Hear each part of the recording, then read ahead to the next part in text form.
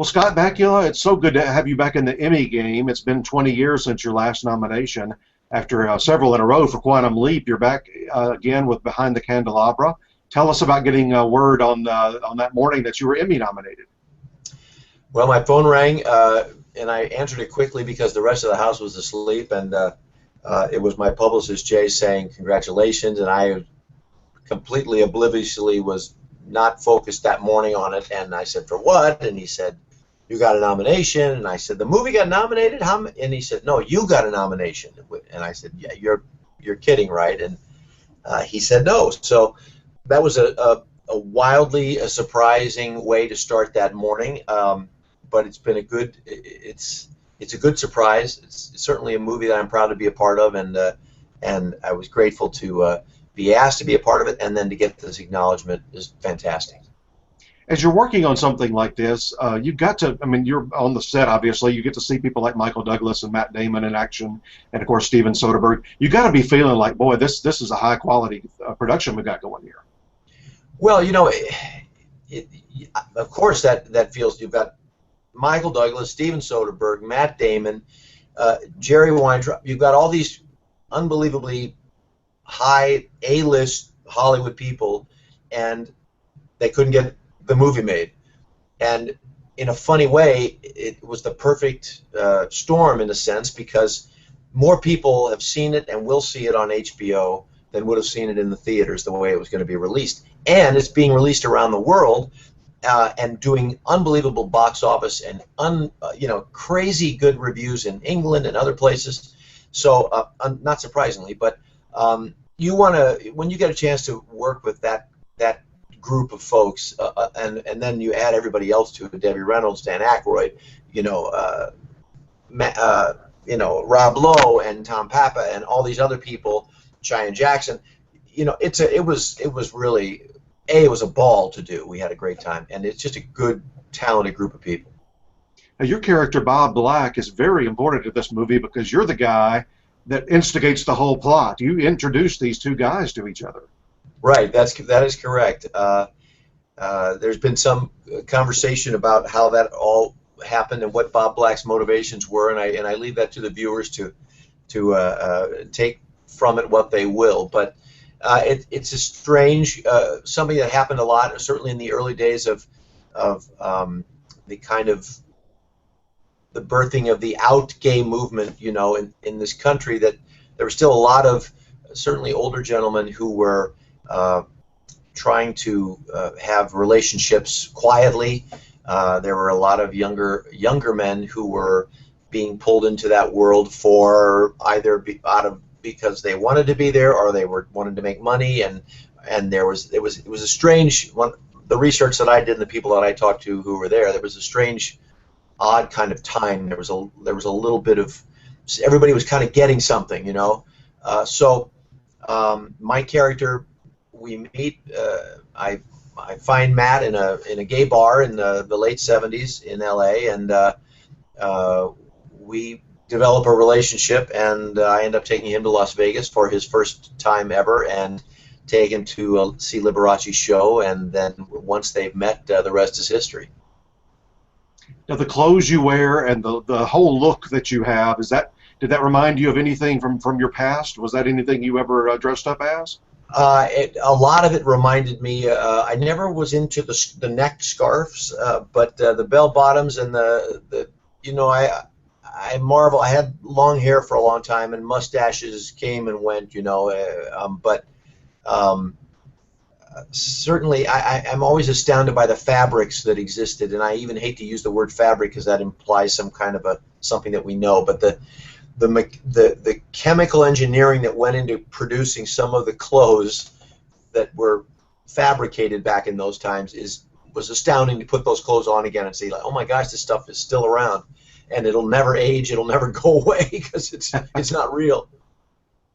Now, leaving your category behind for just a second, voters have an incredibly difficult choice. I'm sure if you were to be voting in this other category, I mean, who do you choose, Michael Douglas or Matt Damon? They're up against each other.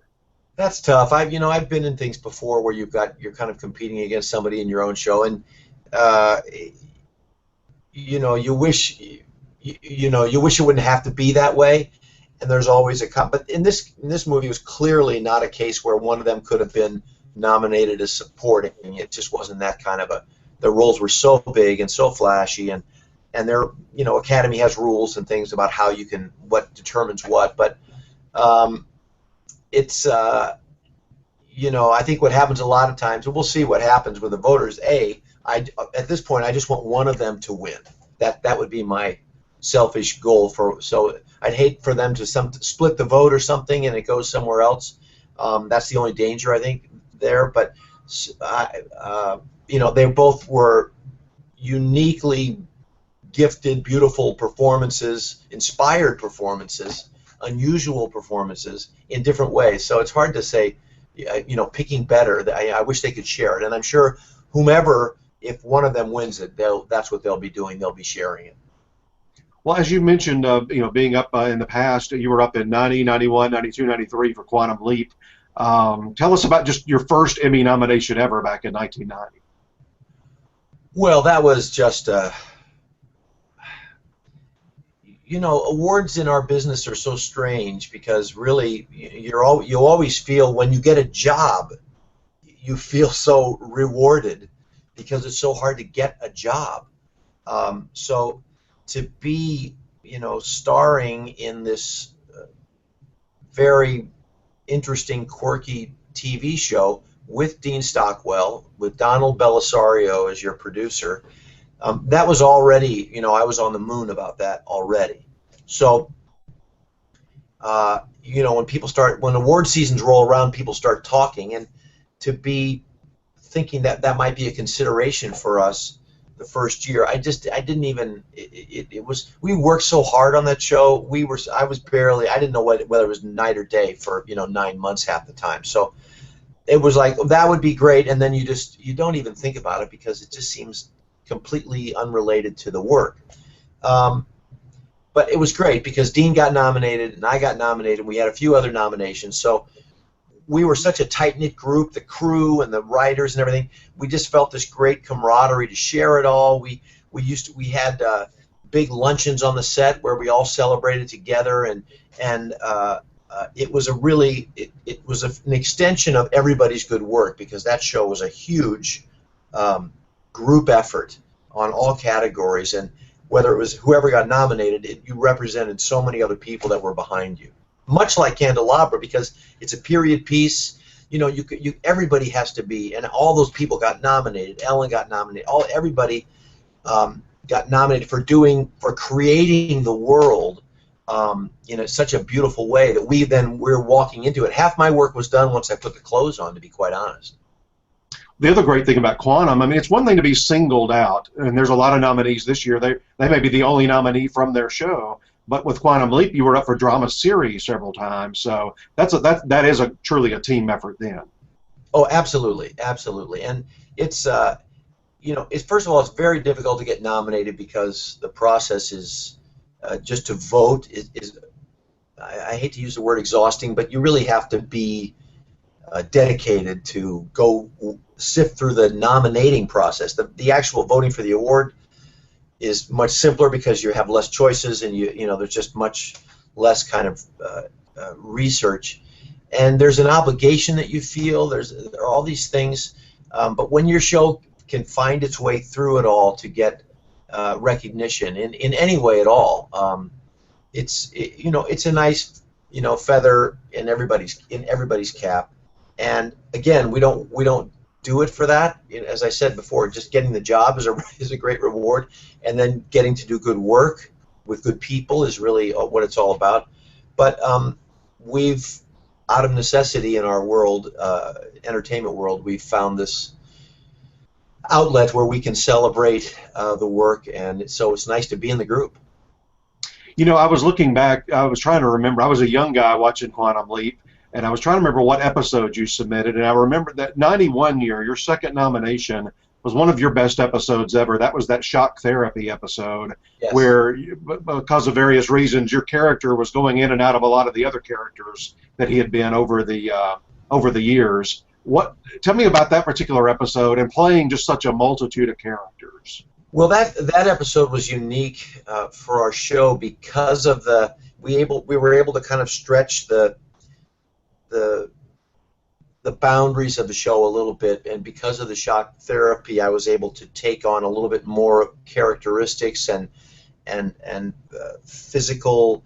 It was kind of my Sybil episode, if you will, and it was well done. Great group of actors working on it with me.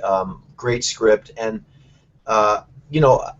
every year was a challenge to submit something, because in a series you're only allowed to submit one episode. And on Quantum Leap, I felt like I did something almost every episode that was different and unique, that I might say, oh, I'd like somebody to see that. Oh, but then I've got this over here. So it was always, I felt in a funny way kind of at a disadvantage, because you can't submit a year, because nobody's going to watch 22 hours of your work. I thought, well, that was an interesting, and there was discussion about that. There were people that disagreed with that submission, but because it wasn't really a straight-ahead Quantum Leap episode, you had to kind of know some of the other characters and the other characters that I leaped into. But it was wonderfully complicated, and as an actor, I thought it was kind of a showy piece. So I picked it. It didn't win, but again, it was nice to be there. Well, as just a casual viewer at the time, I remember thinking, if he doesn't win for this episode, something's wrong. That was such an incredible piece of work. Oh, thank you. It was, again, that was one of many shows that were well written, and we were just couldn't wait to get into them, because the script came down and we were just so excited. I mean, there were so many over the course of those years, but your show had one of the better finales that I remember. I just think that was such an excellent way to wrap up the show. It's a very mysterious episode. But it did feel like, I mean, it could have continued on, but it also felt like a finale. Well, it was. I've always said that Don should have won the Emmy for that episode, because we weren't canceled when he wrote it. So many of the shows these days, like, okay, this is your last season, so you know that, or they give you a little warning. But we didn't have that warning. We thought it might be our last episode. So Don said, if it's not our last episode, I can't kill anybody, because we may have to come back next year. If it is our last episode, I'd like to tie up something, but there is a chance that we could come back and do a movie of the week or something like that, or this could be turned into a feature. So he had to kind of serve all of those masters, and on top of dealing with the huge weight of any last episode, because it's very hard to please everybody or even come close to pleasing everybody. So I think that what he was able to achieve in that episode was phenomenal when you think of it in that scope, that he had to keep it open and keep all the balls up in the air, but also kind of, if Sam never got home, people would feel some kind of satisfaction. You've dealt with this show for over 20 years now. What are Quantum Leap fans like? Well, they're all over the planet. They're growing in number because of reruns and different countries now getting them for the first time. And now I'm meeting a lot of second-generation Quantum fans. They've been introduced to the show by their parents, or relatives who were older, or friends. So they're discovering the show, and that's pretty exciting. So the fans are dedicated. A lot of them I've known for 20 years, because we kind of started this convention thing back in the early 90s. And they are so, like all sci-fi fans share an intelligence about their shows and a desire to know everything they can, and also a desire to suspend belief and expect you to deliver the goods and not screw around with the reality of the show too much. And we serve that, and because of that, they're loyal fans, and they followed me all over. When I travel around the world, they're there quite often. They go see, if I'm in a play in London, they show up in London. If I'm in Washington, D.C. doing something, they show up there. They've made tremendous friendships that have lasted for, apart from me and Dean and everything, that have lasted outside of the show. And they're unique because they're Quantum Leap fans, but they fall into this wonderful, devoted television fan group of discerning, bright fans that want you to, do the right thing, and it's been we've had a good relationship. Now, when a few years later, you go into the Star Trek world as one of the captain, and was there any hesitation at all going into another sci-fi world? And also, is there any difference between a Star Trek fan and a Quantum Leap fan? Well, I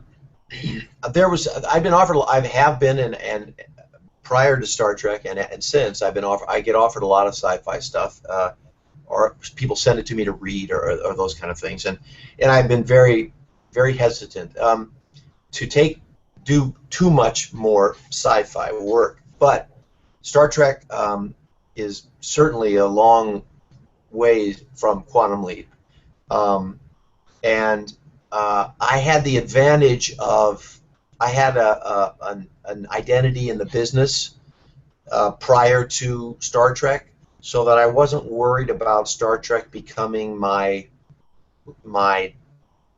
all, my beginning and ending of my career, wrapped up in that show.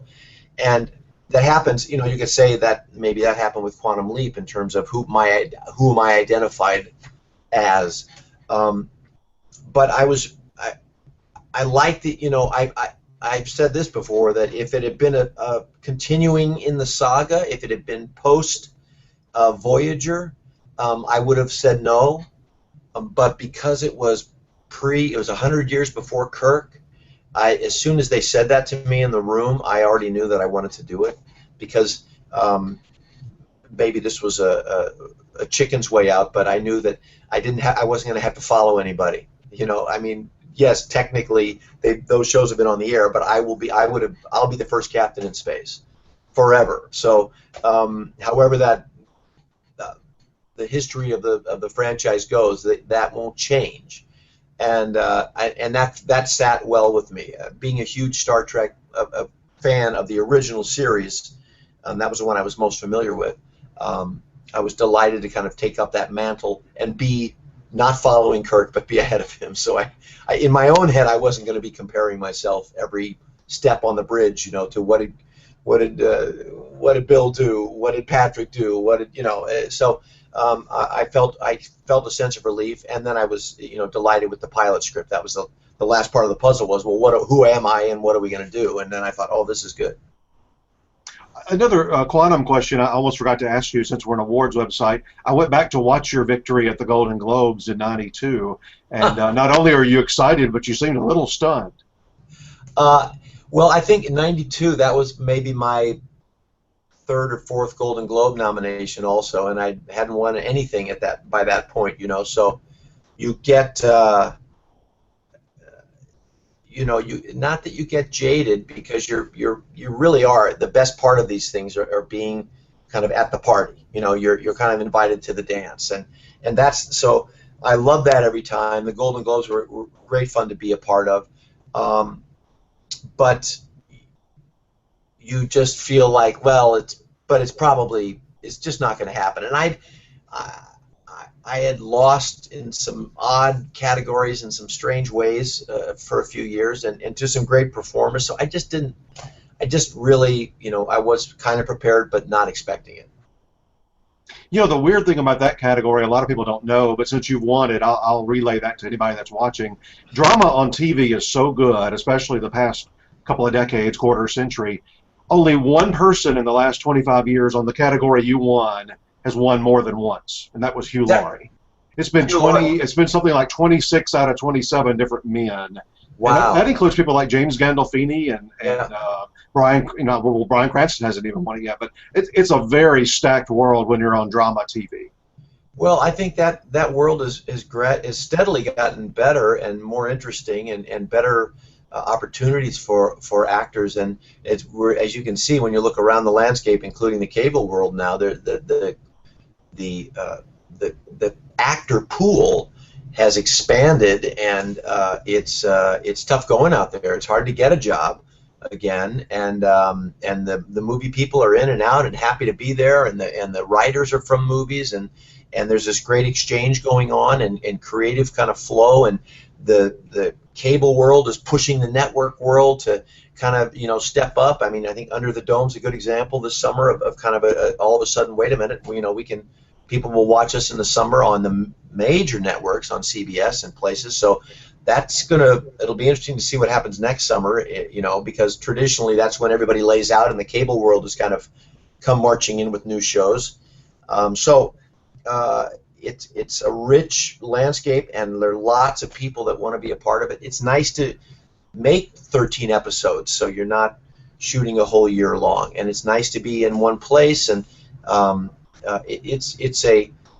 it's also in many ways it's become a more lucrative place to work than in the feature world. So there are a lot of things going for television, and a lot of really, really good television out there. If you were to do another series for TV, would you be more tempted by a 13-episode kind of a commitment, or more of a standard, what we've had in the past, which is more like a 22? I think it would depend. I mean, the 13's attractive just because theoretically the sell is you can go off and do theater when you're not, when the show's down, or you can go do a couple movies, and you have flexibility. Creatively, you kind of tell usually one arc or two big arcs, and so the storytelling's a little bit more focused, as opposed to sometimes in 22 you can feel there's a certain fatigue that can hit a series. But I'm not predisposed to go 13 or not. When I did Men of a Certain Age, that was great. We never did it at 13-episode season. We did a 10-episode season. We did a pilot actually one year, and then 9 another year, and then 12 another year. So that was a mess. But that was I enjoyed that a lot. It's you're working, but you're not completely exhausted after 22 and have to go lie down for a month. Well, another thing I watched recently, I've had a Scott Bakula career viewing party the last few days, shortly before Quantum, and I would say a big reason you got Quantum was your Tony nomination performance in Romance. I watched the Tony Awards from '88 a few nights ago. It looked like you were having a ball doing that particular awards performance, but also just being nominated that year. What did that mean to your career? Well, that was, it's funny because that show was, I had done a series in LA called Eisenhower and Lutz. It was very successful. We followed Bob Newhart at CBS. Pat Richardson and Delane Matthews were my co-stars. Henderson Forsyth was playing my father. It was a really, really good cast. Alan Burns, it was his show. And so they called me to come to New York to do Romance, and I said, well, if my show gets picked up, I'll be gone, in the summer. And they said, we'll take a chance on that anyway. So I go up there, we start rehearsing, we get to the middle of May, the show's open, it's a critically well received, we get the Tony nominations, and then my TV show gets canceled. So now I'm in New York doing this Broadway run. So and then I get a Tony nomination, and you're performing on the Tony. So it's not just the nomination, which is exciting and scary enough. Now you have to go, and you've done 8 grueling shows a week, and now you have to run over there, rehearse, and then do the show that night, and then be back in the theater doing your show the next night. It adds a huge amount of wear and tear. But you're on adrenaline, and you're flying, and it was, every time I see those numbers, every year I watch the Tonys, I always think about what it was like to get our show's little number up there on the stage with Alison Frazier, and how exciting that was, and sometimes it's good to be younger and a little more ignorant, so you're not really thinking about what's at stake, what's going on. But that was quite an exciting time. I had Nathan Lane on a few weeks ago, and I asked him something about, I don't know if maybe I asked him would he like to do a play or a musical next, and he said, I'm getting too old for musicals. It's way too much work. I heard him say that recently, and I understand what he's talking about. I'm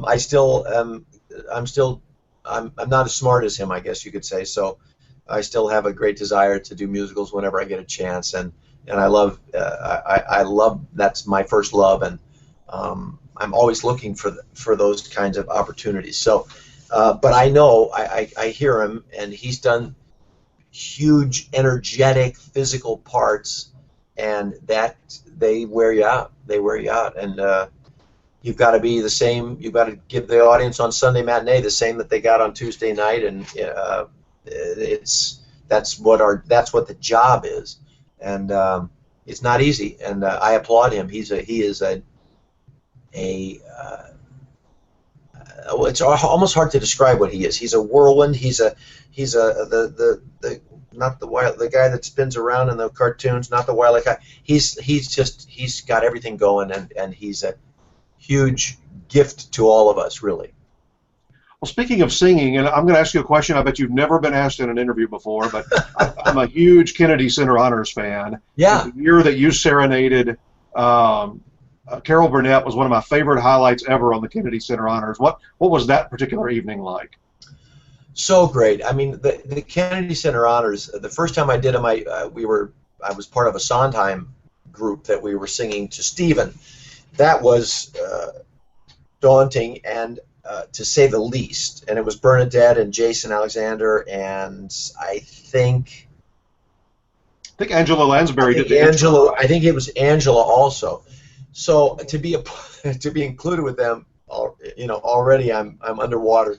But I was so happy to be there. But then Carol and I had worked together, so she invited me to do one of her specials. So I just love her, adore her, and I was so grateful and glad that they'd asked me to be a part of that tribute. And it was, again, insane, and just everybody just flying in, getting in there was a snowstorm, there were people driving in and from Philly in the snow, and it was just one thing after another. But it was for Carol, and you just when you know Carol and you've met her and you've worked with her, you just do anything for her, and it was so rewarding, so much. I enjoyed it. I had so much fun doing it, and she's an icon. I was just talking about her last night. That's funny that you'd mentioned her today. Well, she seems so appreciative and like she really, really enjoyed that tribute. Well, she deserves it, and that's just who she is. She's a gracious,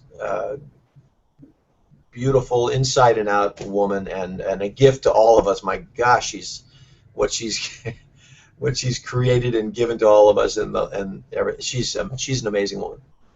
Hey, just a couple of last questions, if you got a moment. Yeah. We cover all the award shows. I don't think anybody gives more publicity to the SAG Awards than Gold Derby every year, and you're on that committee that helps put that award show on now. What's it like mounting a big award show like that? Give us a couple of secrets on behind the scenes. Well, it was tremendously eye-opening to me as a person who's been on award shows and know people that run award shows, but never really, just got the call, they want you to present, or you have to, this is what's going to happen if you win, you go to this microphone, you get a little bit of dabbling, here's some press that you have to do.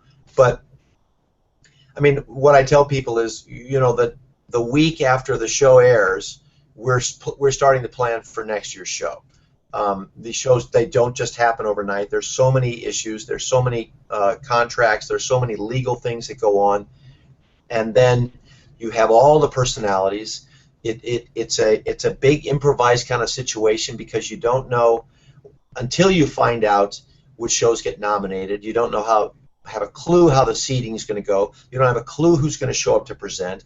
People say no, no, no, no, no. And there's so many award shows that time of year. This is the last thing I'll say about it. But so now you have people hedging their bets of like, well, we want you to present on our show. Well, okay, well, we'll get back to you. So they're waiting to see if they're going to get invited to the Golden Globes, and if so, then who are they going to present? Or would they rather present at our show, or would they rather cross their fingers and hold out for the Academy Awards? Or so there's so many behind the scenes manipulation going on to try and make it all look like there's nothing going on when you actually get to airtime. We are very good at we reuse our sets. We're the green. We win every year environmental awards. We work in a very old institution here in LA at the Shrine, but we've kept that. We've kind of breathed new life into that area, into that building, and into that particular place. It's a unique show because it's so focused on the actors.